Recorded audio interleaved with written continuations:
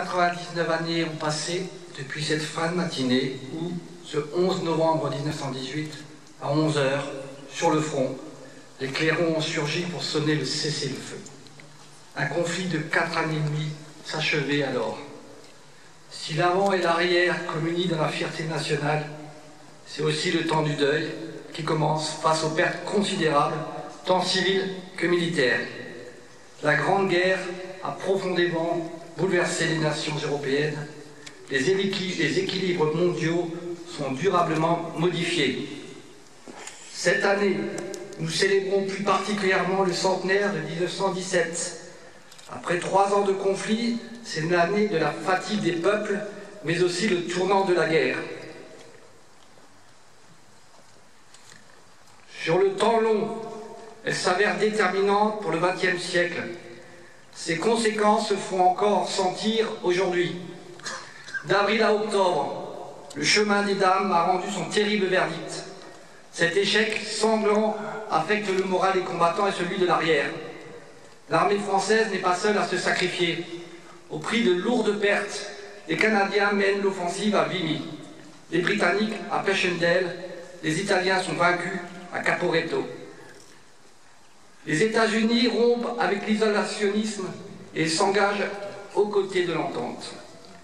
L'arrivée progressive des soldats américains change le rapport de force et va contribuer à forger la victoire. La mondialisation du conflit s'est intensifiée. Traversée par 2 révolutions, la Russie connaît de profonds bouleversements et signe le 15 décembre un armistice avec l'Allemagne. Cette dernière va pouvoir en 1918 concentrer toutes ses forces sur le front occidental. Victimes indirectes de la guerre, des centaines de milliers d'enfants en portent les séquelles et se retrouvent orphelins. Ils grandiront seuls ou au sein de familles incomplètes, marquées à jamais par la perte. C'est pour leur permettre de vivre dignement que l'État crée le 27 juillet 1917 le statut de pupille de la nation, destiné à l'origine aux orphelins de guerre. Il est étendu aujourd'hui aux orphelins d'un parent tué en opération militaire extérieure ou lors d'un attentat terroriste.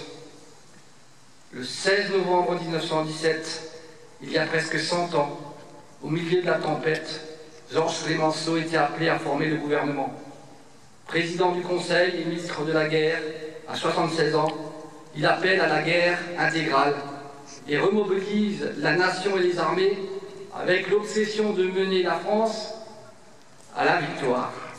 En ce jour du 11 novembre, depuis la loi de 2012, nous rendons hommage à l'ensemble des morts pour la France, à ceux tombés lors de la Grande Guerre, lors de la Seconde Guerre mondiale, lors des guerres de décolonisation, à ceux tombés hier et aujourd'hui, lors de nos opérations extérieures partout dans le monde. La nation reconnaissante rend hommage et perpétue l'indispensable mémoire.